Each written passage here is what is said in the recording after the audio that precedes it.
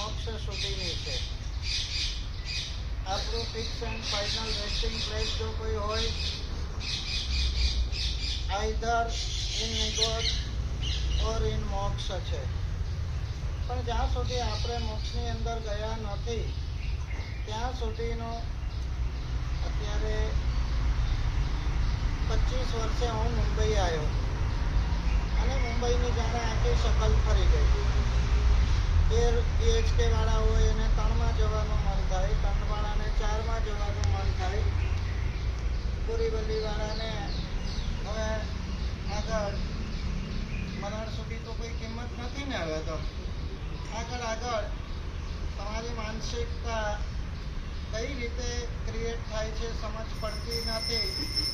પણ ગમે તેટલા ચેન્જ કરો, એક વસ્તુ આપણે સમજવાની છે, આંખના પલકારામાં શરીરની તકલાદીપણું, સમયની વિચિત્રતા, કર્મોનો પરાવર્તનશીલપણો અને સંજોગોની પણ વિચિત્રતાઓ, આ બધાના કારણે કઈ ઘડીએ શું થઈ જાય કશું કહેવાતું નથી. આજના સમયમાં કોરોના પછીના કાળનો સિનેરિયો આપણે જોઈએ છીએ. જીમની અંદર 6 પેક બોડીવાળા વેટ લિફ્ટ કરતા ઢળી પડતા હોય છે. ક્રિકેટના મેદાનની અંદર બેટ ઊંચું કરે છે અને ઢળી પડતા હોય છે. કોઈ નવરાત્રિના ગરબામાં તો કોઈ ઓરેટરિંગ કરતા ક્યાં ઢળી પડતા હોય છે ખબર પડતી નથી.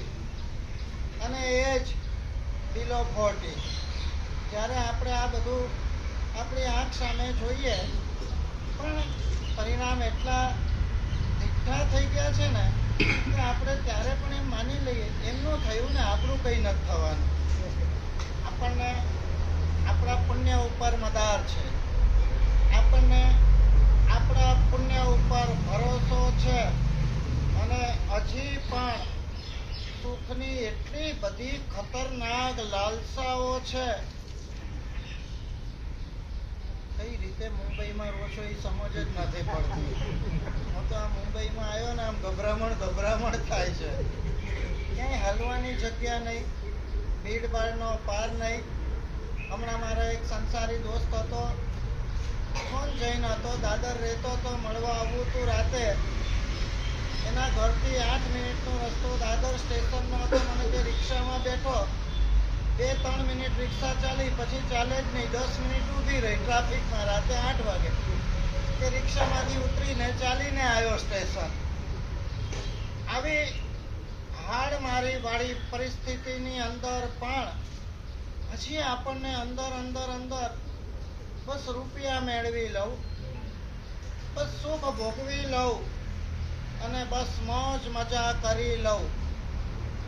અલ્ટિમેટ વૃત્તિ કો કે અલ્ટિમેટ ગોલ કો આપણો આનો આજ રહેતો હોય છે. આ સુખની દોડ પાછળ, આ સુખની લાઈ પાછળ આજે આપણે શરીરની સ્વસ્થતા ગુમાવી રહ્યા છીએ, મનની શાંતિ ગુમાવી રહ્યા છીએ, પરિવાર પ્રત્યેનો સ્નેહ ગુમાવી રહ્યા છીએ અને જીવનની સમાધિ ગુમાવી રહ્યા છીએ. 4 તત્વો બહુ મહત્વના છે. શરીરની સ્વસ્થતા જોઈએ. સ્વસ્થતા ના હોય તો કાલે ઉઠીને તમારી પાસે ગમે તેટલી સંપત્તિ હશે. ઇંગ્લિશમાં એક વાક્ય વાંચ્યું હતું, અત્યારે તો યાદ નથી.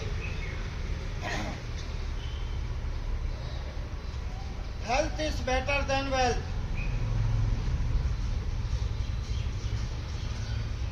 રાજુ, શરીર મહત્વનું કે સંપત્તિ મહત્વની? સાચું બોલજો. હા,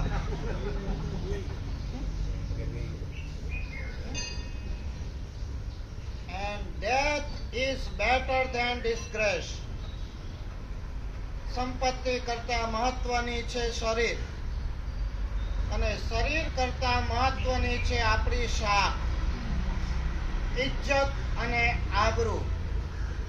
વર્તમાન માનસિકતાની અંદર જ્યારે બધાના પરિણામ નિષ્ઠુર થયા છે, માનસિકતા સાવ થર્ડ ક્લાસ થઈ ગઈ છે, કોઈના રૂપિયા લીધા પછી આપવાની ઈચ્છા જ થતી નથી, નિયત બધાની બોગસ અને સડેલી થઈ ગઈ છે. આ ભ્રષ્ટાચારી માનસિકતાએ ધર્મ ક્ષેત્રોને પણ છોડ્યા નથી. કારણ કે જ્યારે સુખ અને સંપત્તિની જ પ્રધાનતા માણસને કોરી ખાતી હોય ત્યારે એની હાવ આવી જાય, એની હાવ. લાવો ભાઈ, બીજી વાત નહીં, જ્યાંથી આવતું હોય, જે રીતે આવતું હોય, કાલની વાત કાલે, પરલોકની વાત પરલોકમાં. આયેગા તો દેખા જાયેગા, પડશે એવું દેખાશે. આજે તો મસ્તી કરી લો, મોજ મસ્તી ભોગવી લો. આ એક વિકૃત માનસિકતા જ્યારે ઘર કરી બેઠી હોય. પૂર્વનો એક કાળ હતો, પૈસા માંગતા હતા ને સજીવી, અને ઓલો ડિમાન્ડ કરે ને, ભાઈ પૈસા બાકી છે આપી દે. તમને લોકોને હાજર બગડી જશે એવા દાખલાઓ આ શાસનમાં બન્યા છે. આ શેરીસાનું દેરાસર બનાવનારા છે ને, દેવામાં આવ્યા હતા અને લેણદારે પૈસા માંગ્યા. બંને જૈન શાસનના પહેલી હરોળના રેપ્યુટેડ માણસો હતા. આપનાર પણ એવા રેપ્યુટેડ, લેનાર પણ એવા રેપ્યુટેડ.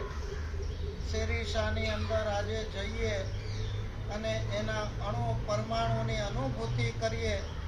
આ તો અમને ભૂતકાળ યાદ છે, એ સારું નથી એમ કહું છું. મારી વાત સમજો, એ યાદ આવી જાય. આ દેરાસર બંધાવનારા, તમે અર્થના અનર્થ ક્યારે પણ નાખ્યો. દેરાસર બનાવ્યું, કેટલો દુઃખી થઈ ગયો. સંગ કાઢ્યો ને, કેટલો દુઃખી થઈ ગયો. પ્રતિષ્ઠા કરીને કેટલો દુઃખી. કાકડે માકડું જોડતા નહીં.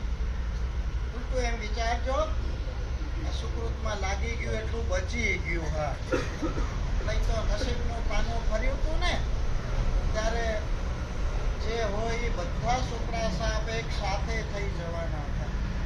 કાંઈ ભાઈ, બધું જ કર્માધીન છે, અને કર્મને ઓળખવા, પીછાણવા બહુ અઘરા છે. લોજિકલી કર્મ અસંખ્ય કાળના છે, અને કયું કર્મ ક્યારે ઉદયમાં આવી જાય કહી શકાય નહીં. વી આર નોટ જજ.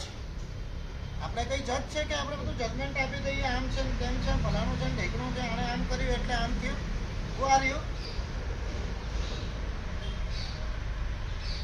શત્રુંજય ગિરિરાજ ઉપર પણ મોતીસાની ટૂંક બનાવનાર મોતીસા છે, તેના પાછળના વારસો પણ દુઃખી થયા છે, સુપડા સાફ થયા છે.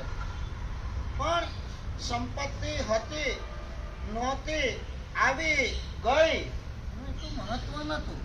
પણ માણસ પોતાની ઇજ્જત અને આબરૂને પ્રદાન કરતા હતા. મોટી સંપત્તિ ખાતર ઇજ્જત અને આબરૂ એ કરી લે.